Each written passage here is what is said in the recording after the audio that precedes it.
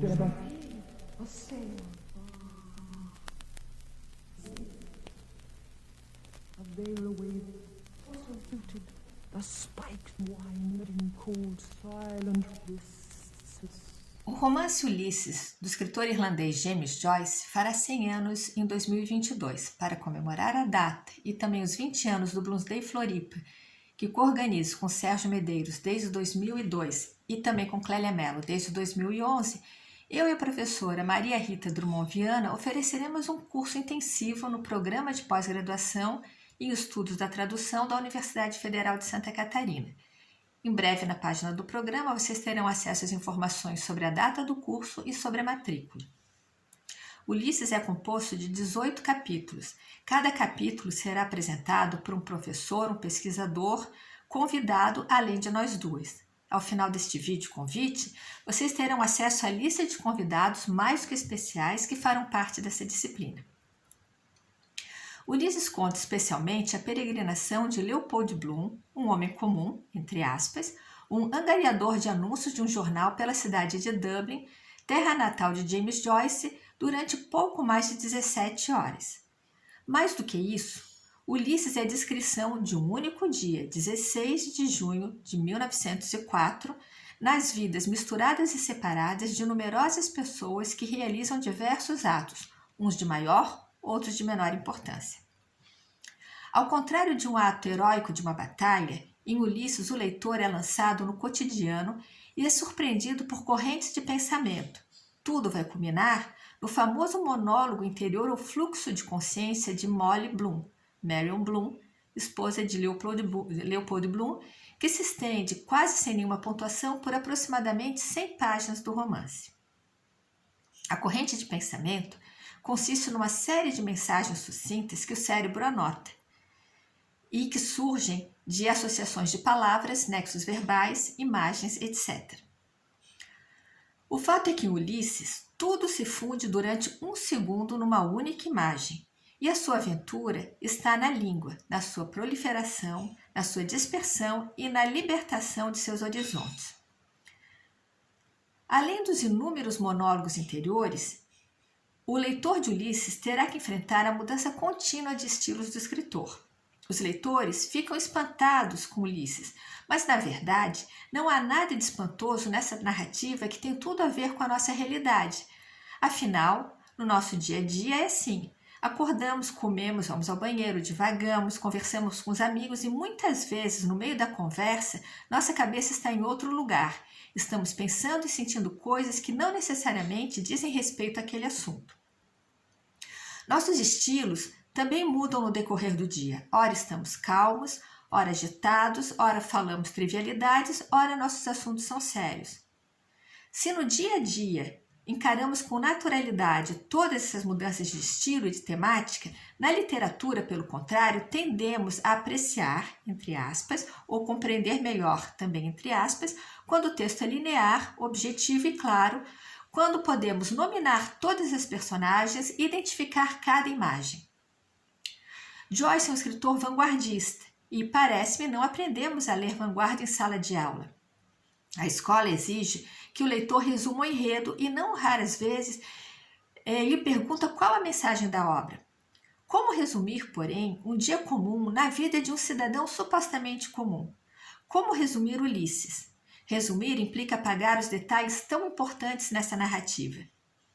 Não bastassem todos esses percalços, Joyce ainda associa cada um dos capítulos de Ulisses a uma aventura da Odisseia de Homero. Mas da Odisseia grega a Ulisses irlandês, as transformações são enormes. Talvez até porque Joyce se baseia no conceito de história de Giambattista Vico, que afirma que a história é circular e espiral. Circular porque sempre se repete, e espiral porque nunca se repete de maneira igual. E o leitor tem que ficar atento também a isso. Particularmente, não vejo problema em quem se interessa por esse paralelismo entre Ulisses e Odisseia.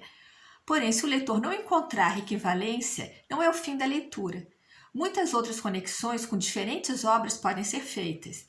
E Ulisses é justamente interessante porque comporta um número infinito de leituras, política, religiosa, feminista, etc. É evidente que a escolha do nome instigava a Joyce, portanto, ao batizar seu romance de Ulisses, ele estaria instigando também o leitor. Diria que o leitor de Ulisses deveria se portar como um cidadão comum que, sentado no banco de uma praça de alimentação de um shopping, por exemplo, vê pessoas passarem conversando umas com as outras. Mas ele não sabe exatamente quem elas são, embora algumas delas ele conheça superficialmente. Leopold Bloom, o judeu errante, Stephen Dedalus, o intelectual pernóstico que deixou a casa do pai para morar com amigos numa torre em Dublin, e a sedutora Marion Molly Bloom, a infiel esposa de Leopold Bloom, que também é infiel a ela. Em Ulisses, o leitor ouve todo esse burburinho, inclusive o que se passa na cabeça das personagens, mas muitas vezes não fica sabendo o desenrolar da história, seu desfecho. De fato, no romance de Joyce, tudo fala, tudo emite o seu ruído. Basta abrirmos o romance no capítulo 15 para vermos o diálogo entre humanos e inumanos.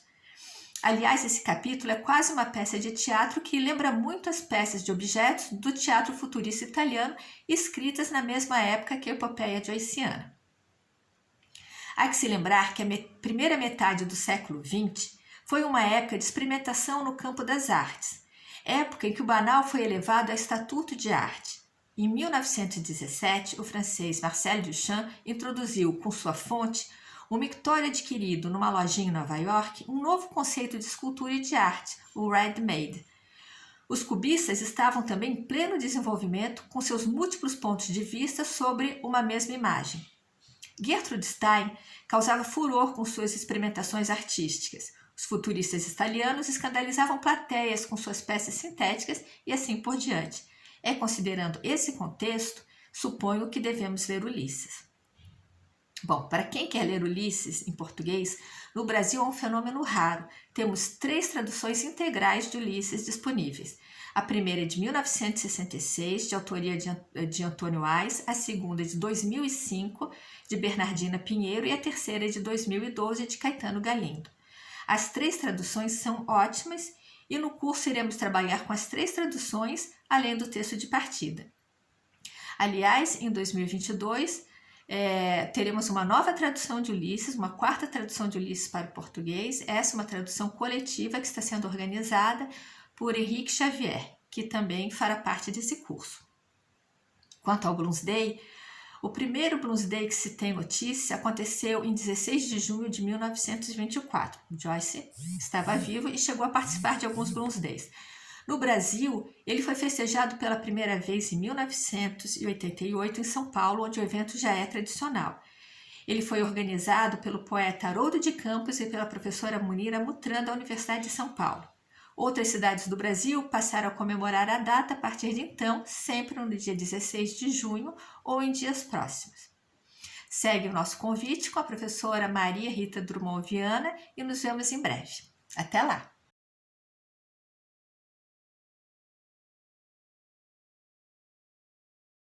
Olá pessoal, sou Maria Rita Drummond Viana, fui uma das fundadoras do Núcleo de Estudos Irlandeses da Universidade Federal de Santa Catarina e desde outubro adotei como nova casa a Universidade Federal de Ouro Preto, aqui na minha bela terra de Minas Gerais.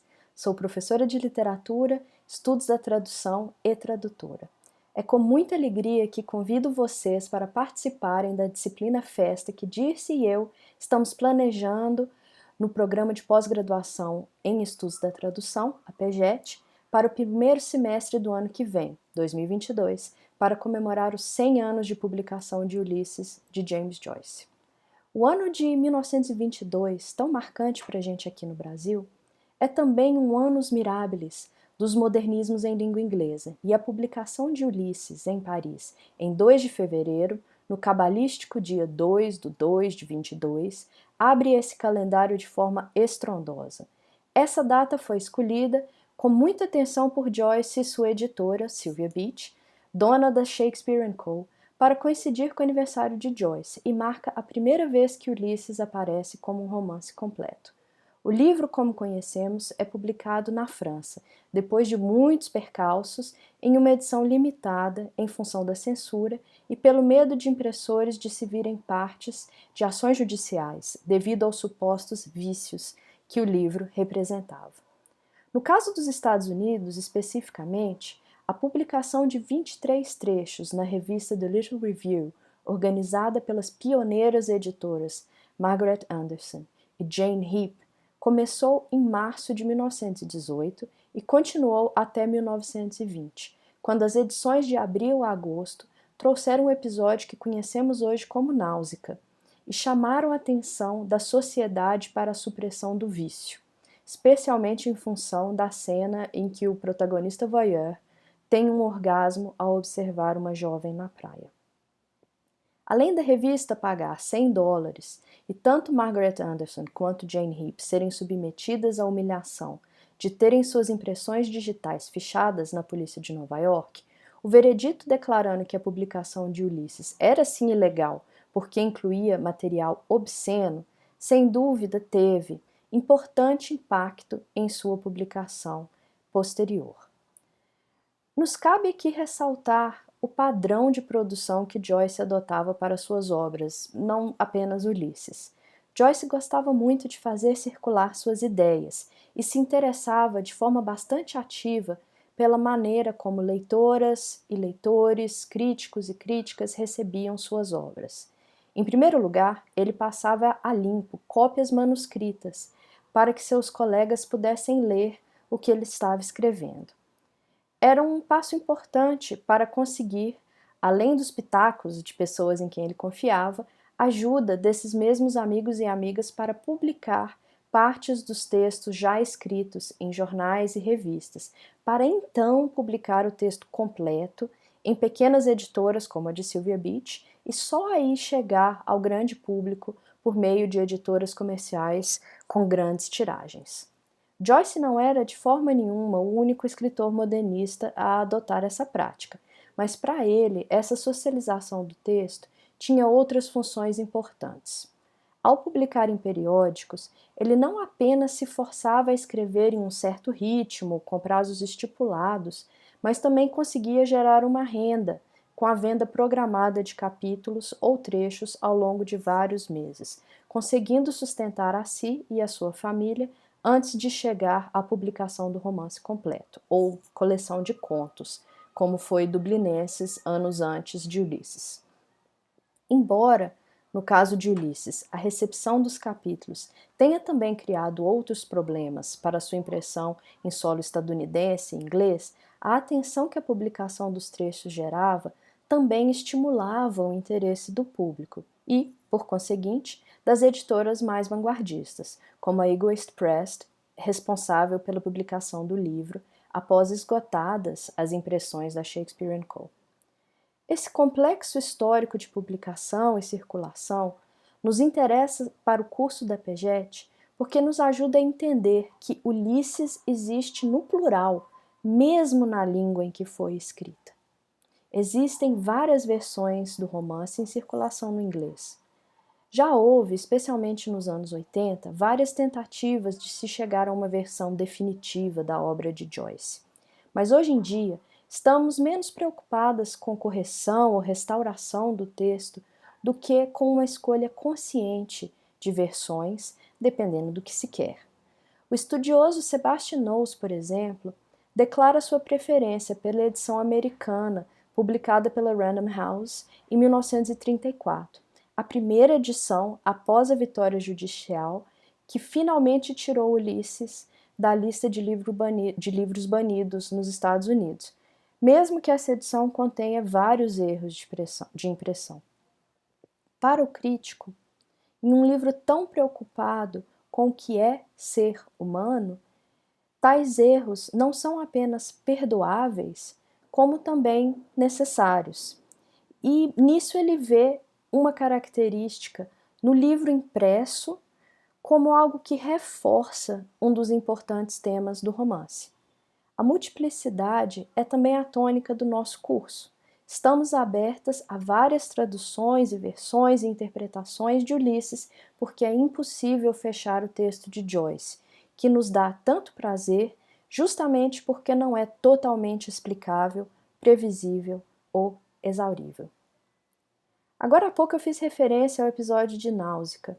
Durante o curso, Vamos também dividir o livro de Joyce em episódios distintos, com nomes que fazem alusão ao épico de Homero, cujo protagonista é justo o Ulisses do título. É importante ressaltar que essa estrutura, dividida em episódios ou capítulos, não existe no livro que foi publicado em 1922 e provavelmente não se encontra no texto principal que vocês vão ler, seja em qual edição ou tradução que for.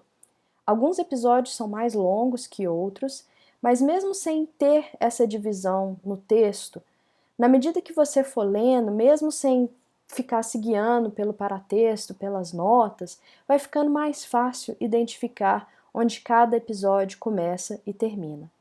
Quem lê Ulisses tem o tempo todo que fazer escolhas estratégicas de onde parar e quando continuar lendo, achar o seu ritmo para conseguir desfrutar da leitura ou leituras desse livro. A cada linha é como se Joyce lançasse um anzol ao mar. Se você sentir a puxadinha do peixe, puxe de volta. Algumas pessoas vão pescar mais peixes do que outras, mas tudo bem. Tem tanto peixe nesse mar que ninguém não vai passar fome, não. A ideia da multiplicação dos peixes também me ajuda a reforçar o convite. Nessa festa, damos boas-vindas a quem quiser participar, como estudante regular da PEGET, como estudante especial por meio da disciplina isolada, como ouvinte da gravação no canal do YouTube da PEGET. A multiplicidade de vozes se faz presente também com o número e variedade de convidados e convidadas que montam conosco a banda dessa festa. Tem professores e professoras, tradutores e tradutoras, editores, escritores e escritoras e uns doidos que ocupam 2 ou mais dessas categorias. Todo mundo é bem-vindo nesse aniversário, desde que de banhozinho tomado e de preferência com um sabonete cheiroso de limão. Até breve!